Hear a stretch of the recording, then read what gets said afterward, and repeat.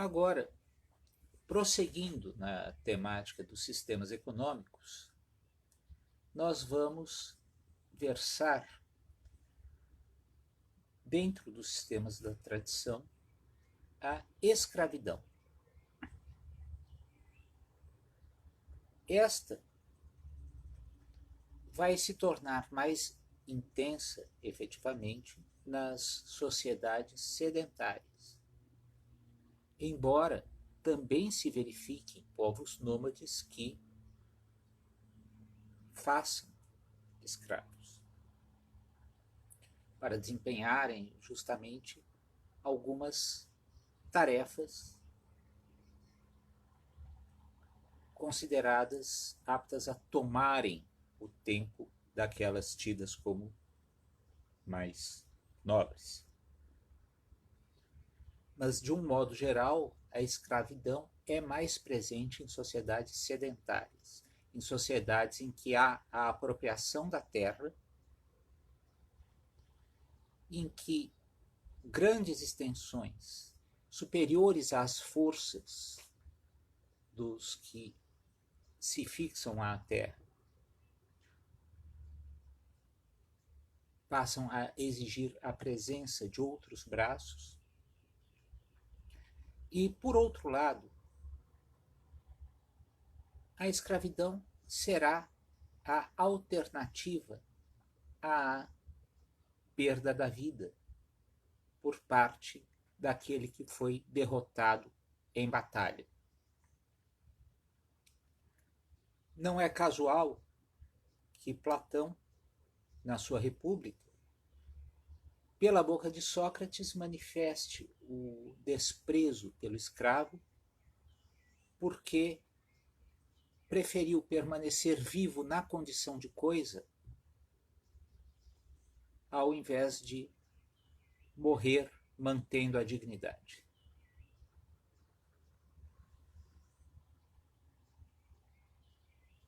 E Aristóteles, para justificar a escravidão, chega a qualificar o escravo como ferramenta animada. Reconhece-lhe a presença de alma, reconhece-lhe a inteligência, porém nega-lhe a personalidade. Isso ele diz com todas as letras na sua Política. O escravo é uma ferramenta com alma, é o que diz Aristóteles. E a presença da escravidão vai se fazer mais frequente, como dito, nas sociedades sedentárias. E o fundamento sobre a propriedade da terra nessas sociedades perde-se na noite dos tempos. Podem-se encontrar inúmeras fundamentações diferentes. A tese de Fustel de Coulanges acerca de a apropriação da terra estar ligada ao sepultamento dos familiares, dos antepassados,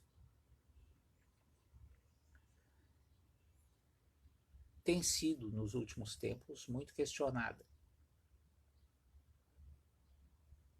A obra do Paulo Grossi, por exemplo,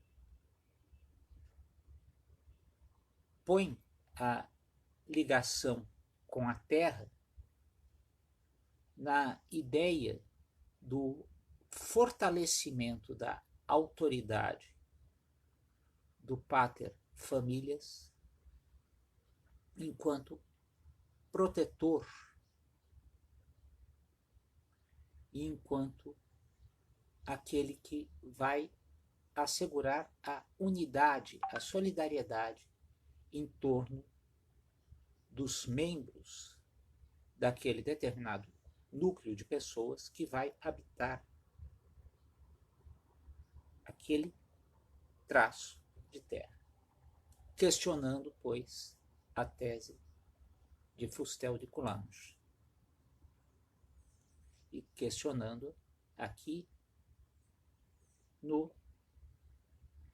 numa base diversa daquela que foi invocada por Friedrich Engels no seu A Origem da Família, da Propriedade Privada e do Estado.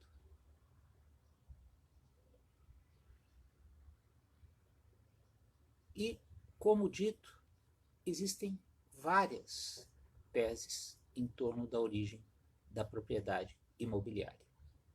Entretanto, uma coisa é certa: o desenvolvimento da escravidão, em que os proprietários de terras se tornam também proprietários de seres humanos, é muito frequente nessas sociedades de base agrária. Mesmo que elas tenham rendido ensejo à criação de sociedades muito sofisticadas, como foi o caso do mundo grego e do mundo romano.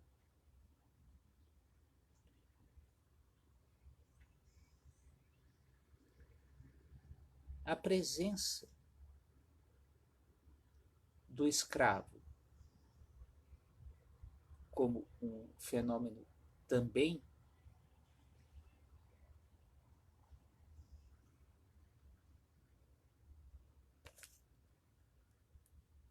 característico das sociedades nômades, contudo, nós podemos encontrar no próprio Velho Testamento, em que comparece a presença, em que comparecem escravos dos hebreus, que não tinham efetivamente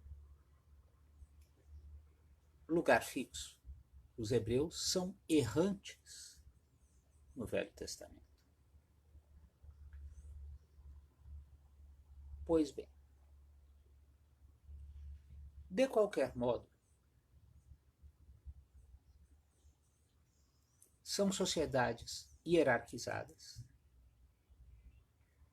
em que os senhores de terras irão assumir uma posição de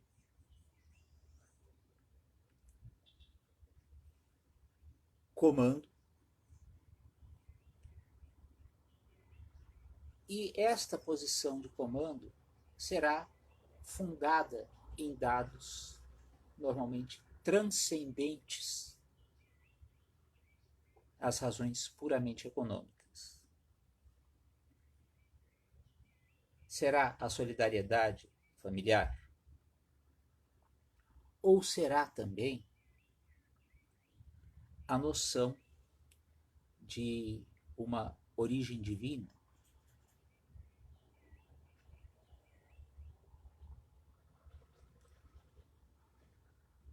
De qualquer modo,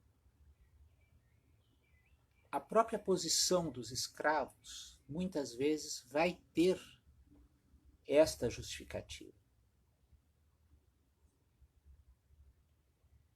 E é claro que nem todos os escravos terão sido cativos de guerra. Basta recordar que na Roma antiga existia a escravidão por dívida. O sujeito que não tinha condição de pagar o respectivo credor tornar-se escravo deste. E a autoridade do pater familias, aos inícios, chegava ao ponto de poder vender os respectivos filhos como escravos.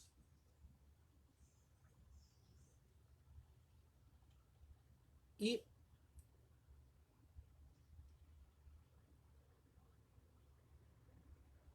a noção de igualdade entre os seres humanos, que havia sido ensaiada entre os estoicos,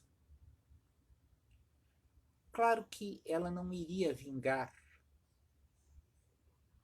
na antiga Grécia, cuja base era eminentemente escravocrata.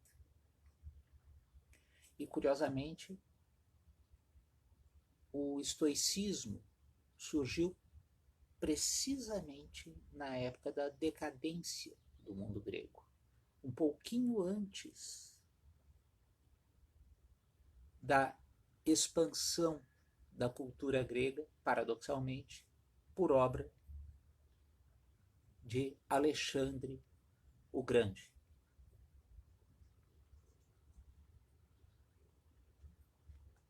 E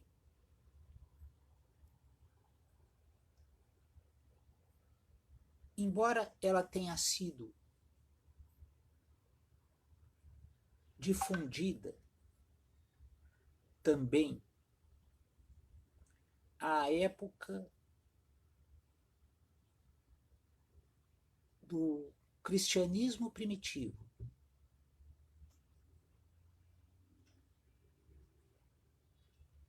em que houve uma aproximação do monoteísmo judaico com a ideia da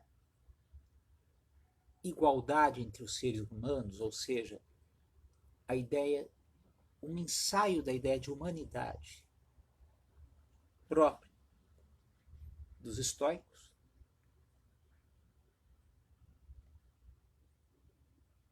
os autores cristãos que foram viver em Roma chegaram a fazer concessões ao escravismo. Foi o caso de Paulo e de Pedro.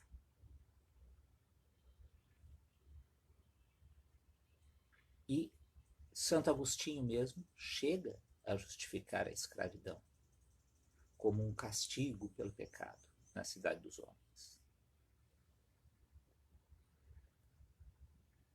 De qualquer modo, uma sociedade baseada no trabalho escravo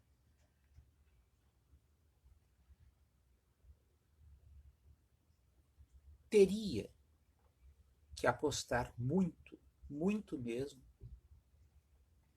em um aparato repressivo muito forte. Por um lado. E por outro lado, teria de concentrar uma grande força nas mãos dos senhores de escravos.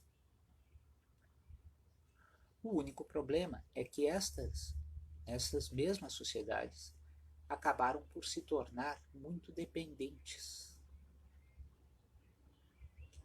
E com uma grande população de escravos, quando estas sociedades começam a ser assediadas,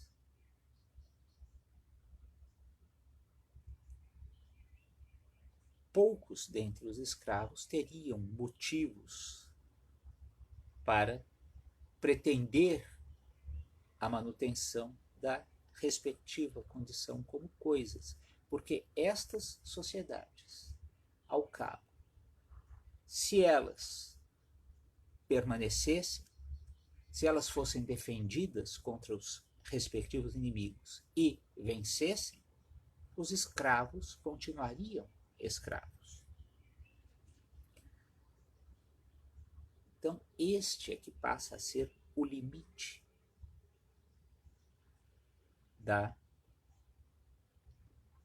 do sistema econômico baseado na escravidão. É claro que a instituição escravidão vai permanecer mesmo com o exaurimento da escravidão como sistema econômico. Mas ela, de qualquer modo,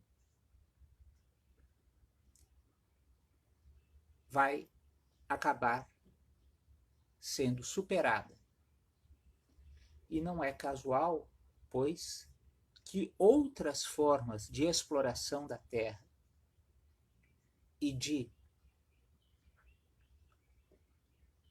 trabalho vão acabar por configurar